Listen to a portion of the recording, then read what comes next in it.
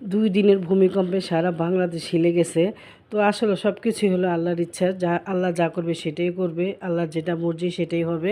তো 2 দিনে কিন্তু খুব ভূমিকম্প হলো হঠাৎ, হঠাৎ। তো গতকালকেও নাকি ঢাকা শহরে 2 বার হইছে। তো সেটা আমরা বুঝতে পারি নাই। কিন্তু শুক্রবারেরটা খুব বুঝতে পেরেছি। খুব ভয় পেয়েছিলাম। তো যাই হোক, আল্লাহর কাছে দোয়া করি আল্লাহ যেন আমাদেরকে মাফ করে দেয়। হয়তো আমাদের উপরে সে নারাজ আছে। আমরা সবসময় সব কিছু করতে পারি না, তাকে ডাকি না, তার কাজ করি না, ইবাদত করি না, নামাজ কালাম পড়ি না, সঠিক পথে চলি না, হয়তো সেই জন্য আমাদের উপর অনেক রাগ। তো আল্লাহর কাছে সবাই দোয়া করি আল্লাহ যেন আমাদেরকে মাফ করে দেন, নেক হায়াত দান করেন। তো এই তো হঠাৎ হ্যালো এভরিওয়ান, আসসালামু আলাইকুম। সবাই কেমন আছেন? আশা করি যে যেখানে আছেন ভালো আছেন, সুস্থ আছেন। আমরাও আছি আল্লাহর অশেষ রহমতে, পরিবারের সবাই ভালো আছি। তো আজকে আসলাম একটু বাইরে। তো বাগ্নি হঠাৎ করে বলতেছে, খালামুনি চলো একটু বাইরে যাই। তো মহল্লার ভিতরে একটা দোকানে ও একটা আংটি বানাইতে দিচ্ছে, বলতেছে চলো একটু দেখ বা ডিজাইনটা কেমন হয়েছে। তো আমি আসলে যাই করে যাই না, তো ভাবলাম চল যাই, আমারও কিছু টুকিটাকি কেনা বাকি আছে। তো মহল্লার ভিতরে আমাদের এখানে টুকিটাকি একটা মার্কেটের মতো বসে। তো সেখানে তো আমারও কিছু ওড়না কেনা, 2-3টা ওড়না কেনার বাকি আছে, কিনতে হবে। তো এখানে আসার পর দেখি জামার পিসগুলি খুব সুন্দর, তো আমি 2টা জামার পিস নিলাম। আর 2-3টা ওড়না নিব, তো দেখতেছি। আর কাপড় চোপড়ের এত দাম, যে ওড়নাগুলি ছিল আগে 100 টাকা 120 টাকা, সেগুলি এখন 200 টাকা। যেগুলি ছিল 150 টাকা এখন 250-300 টাকা হয়ে গেছে। তো আসলে সব কিছুরই দাম বাড়ছে, তারাও তো দাম বাড়াবে, এটাই হলো বাস্তব কথা। তো যাই হোক, এই তো জামার পিসগুলো কিন্তু অনেক সুন্দর। আর এটা কিন্তু মার্কেট না, আমাদের বাসার সামনেই বসে দোকানগুলি। শুক্রবার শনিবার বসে আর কি, ওই যে মতিঝিল হলিডে মার্কেটের মতো আর কি বসে। তো খুব ভালো ভালো জিনিসই পাওয়া যায়, দামি জিনিস থেকে ধরে 5 টাকার জিনিসও পাওয়া যায়। তো এখানে মেয়ে বলতেছে আম্মু এক জোড়া জুতা নাও তুমি।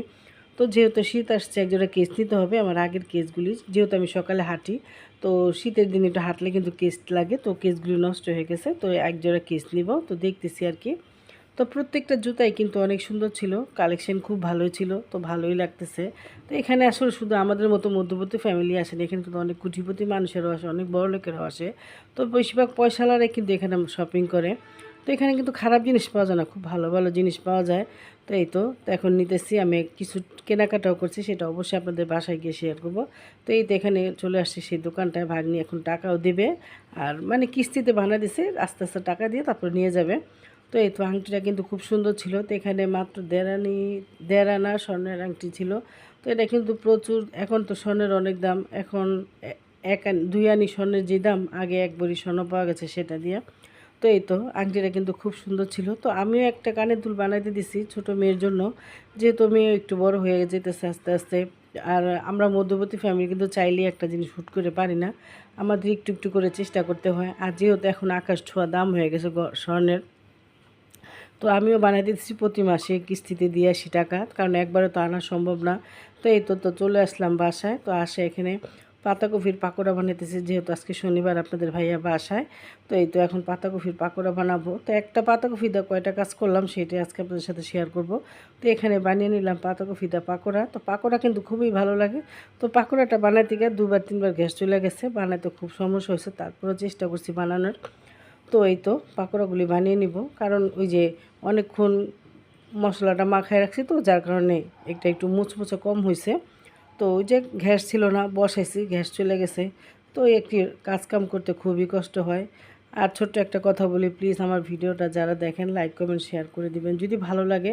আর যারা আমার চ্যানেলটাকে সাবস্ক্রাইব করছেন তাদেরকে অসংখ্য অসংখ্য ধন্যবাদ আমার পাশে থাকার জন্য। আর যারা আমার ভিডিওটি এই মুহূর্তে দেখতেছেন, সবাই একটা ছোট্ট একটা কমেন্ট করে দিবেন, একটা লাইক করে দিবেন। আপনাদের একটা কমেন্ট একটা লাইকই কিন্তু একটা ভিডিও করার উৎসাহ জাগায়, কারণ কি এটা খুব ভালোবাসার একটা জায়গা। তো এখানে সবাই সবাইকে সাপোর্ট করতে হবে, কেউ একা কিছু করা যাবে না। তো এই তো তো এই তো যে আমার চ্যানেলটা সাবস্ক্রাইব করছেন তাদেরকে তো অসংখ্য ধন্যবাদ, যারা করেনি তারা এক্ষুনি করে দিবেন। তো আশা করি সবাই পাশে থাকবেন, ভালোবাসবেন। আমিও সবাইকে ভালোবাসি। আর ভিডিও কিন্তু সবারটাই কম বেশি দেখি, হয়তো অনেক সময় দেখা যায় কি টিভিতে দেখে ফেললাম, এলইডি টিভিতে দেখলাম, তো দেখা যায় কি কমেন্ট লাইক করা যায় না, তো মনে হয় যে আসলে ভিডিও দেখি নাই। কিন্তু প্রতিদিন আমি যাদের ভিডিও রেগুলার দেখি, যে আমার সামনে যাদের ভিডিও আসে, আমি সবার ভিডিও দেখার চেষ্টা করি। তো এই তো দেখা যায় কি সবসময় লাইক কমেন্ট করা হয় না, তো যার কারণে মনে হয় যে আমরা আসলে দেখি না। আসলে এটা ঠিক না, আমরা আসলে সবারটাই দেখি। আসলে এই জায়গাটা হলো এরকম একটা জায়গা, সবাই সবাইকে সাপোর্ট করতে হবে, কেউ একাই কিছু করা সম্ভব না। তো ভালোবাসা সবাই সবাইকে দিব, সবাই সবার পাশে থাকবো, এটাই হলো কথা। তো এই তো দেখেন একটা পাতাকপি দিয়ে অর্ধেকটা ভাজি করে নিলাম। তো আর অর্ধেকটা দিয়ে পাকোড়া বানালাম। তো আসলে বুদ্ধি থাকলে সব কিছুই হয়, আর খেতে খেতে চাইলে বা খাওয়ার ইচ্ছা থাকলে একটা উপায় হয়। আর এই তো এখন কিন্তু পাতাকপি এখনই ভালো লাগবে, যখন বেশি শীতের ভিতরে কিন্তু পাতাকপিটা ফুলকপিটা আমার কাছে একদম ভালো লাগে না, তখন আমার কাছে কেমন একটা ঘ্যাস ঘ্যাস করে। তো নতুনই আমি যা দুই একটা খাই, পুরো যখন শীত পুরা যায় তখন আমি খাই না। আর ফুলকপিতে যখন পোকা হয় তখন আমি আর ফুলকপি খাই না, আমার কাছে ভালো লাগে না। তো আজকে ভিডিওটা কেমন হয়েছে সবাই কমেন্টে জানাবেন। আর অনেক দিন পর একটা ভিডিও দিলাম।